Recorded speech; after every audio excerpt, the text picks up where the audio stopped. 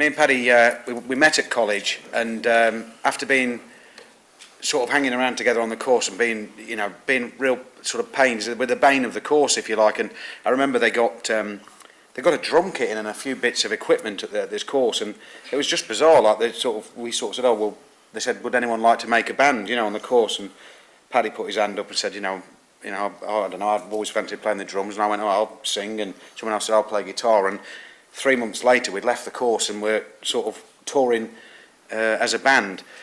But we were like 17 years old, and so we went through all the usual shit of you meet these kind of people. These people come up to you at the end of gigs, giving it the old, I know people at EMI, I know this, I know that. I've just come back off this tour. I could get you a support with the Black Crows, and blah blah blah. And there was a couple of times where we these people they'd fill us full of all this hope, and it happens all the time to musicians. And but there was something about these kind of fake Svengalis that we were coming across.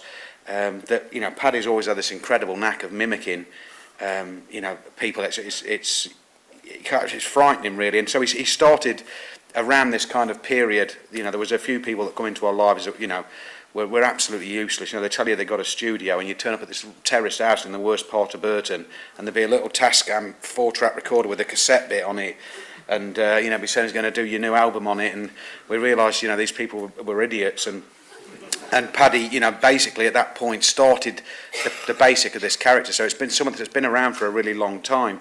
But I don't know whether it's because we just thought maybe we only thought it was funny or whatever. But whenever we come to maybe do something bigger with it, either the people with the money just didn't think it was a big enough idea, or maybe we just didn't believe in it enough ourselves. And it was after from my point of view, I'd done This Is England, and I was knackered really.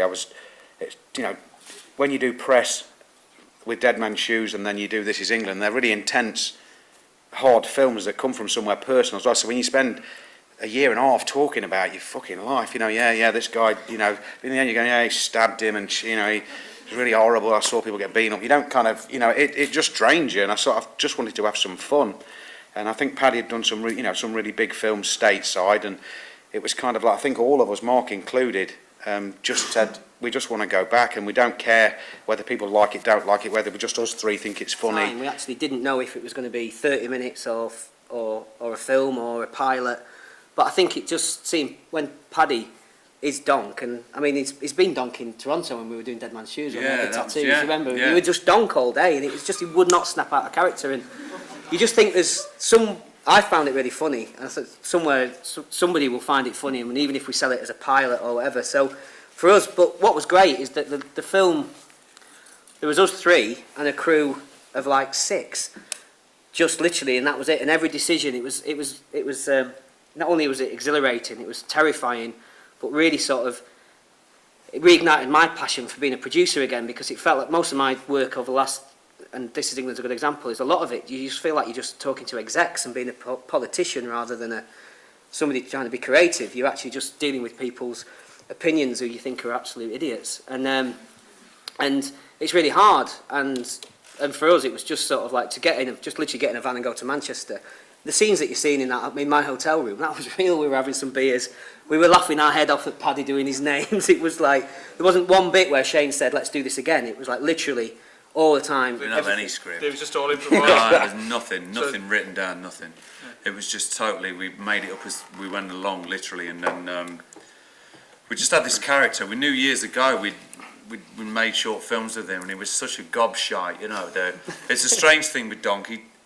As soon as I put that hat on and wig, he sort of takes over. I'm quite frightened. Have you ever seen Magic with Anthony Hopkins with Fats the Dummy? That's a bit like that wig and that fucking hat for me. It's a bit like I can't stop Fats from talking really, and that sort of happened.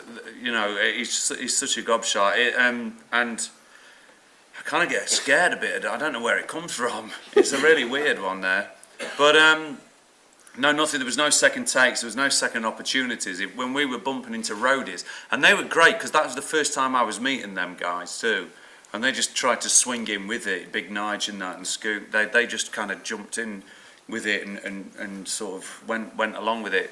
But no, there were no second takes. We made it up as we went along, and just kind of created scenario. It seemed like we lived it for that week, and the fact that we ended up in Mark's room with a keyboard was was kind of very genuine as well. You know, we just sort of rolled with it, and it was just such great.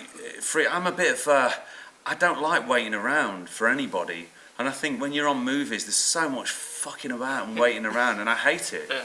You know, and with this, there was none of it. You could just stay in character, and that immediacy was there, and it's brilliant because if you're on a roll with something, there's no you're not you know, sometimes you do your best work in a film as an actor, or you do a take where you've totally gone out of the realms of things, and it's like, oh, can I go again because it was a bit soft on camera, you know, and it's just drains me. Yeah. And this wasn't like that at all. Mark's relationship with the Arctic Monkeys did go a long way, and obviously. A lot of blowjobs. Let's give a lot of blowjobs. Stop, Anita's there. Yeah. Only 3. But you've also got to About the have fact. some bands take themselves so seriously. I mean, there's not many bands that are going to have the first festival, all the stress of that, all their families coming in and around, and then the first night that they did it, there was massive fights going off in the crowd between Manchester lads and Liverpool lads, and then all the power kept getting turned off because there's all this fighting. Yeah. I mean, I know if I was making a film and I'd got, you know, like 3 dweebs wandering around the camera going, can we do this, can we do that?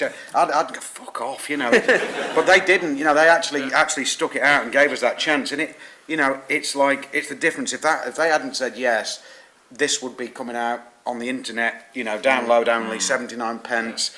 You know, there was never a Donk Scor-Zay-Zee, it was just Donk.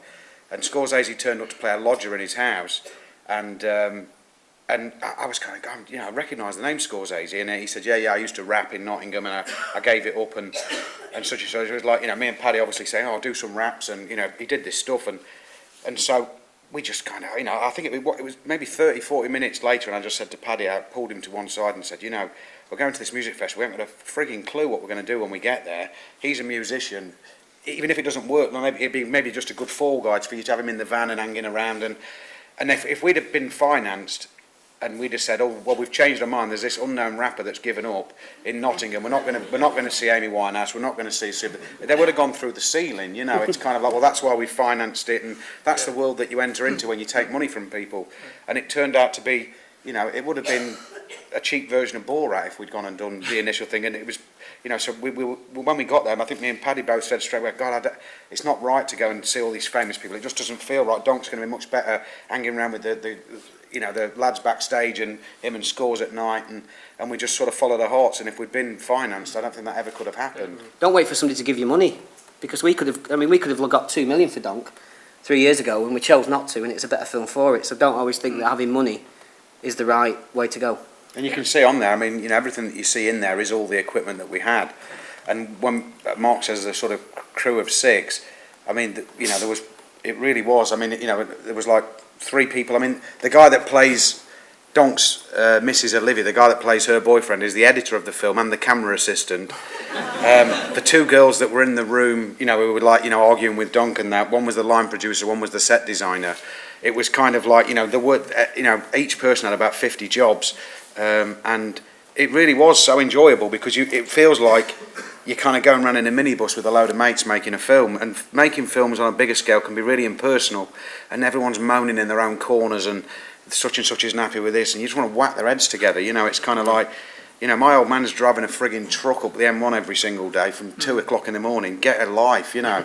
And you know, I'd had enough of that bitching and moaning and that on films, and it was kind of like, and that, now we are, you know, if we make another Donk or we make another 5-day feature, we're going to pull the same people back. It's like, oh yeah, well, we'll have people maybe saying, oh, we'll give you this and we'll give you that, and we just go, no, we want to get them same camcorders out. Why change the formula? Why all of a sudden sort of, you know, change everything?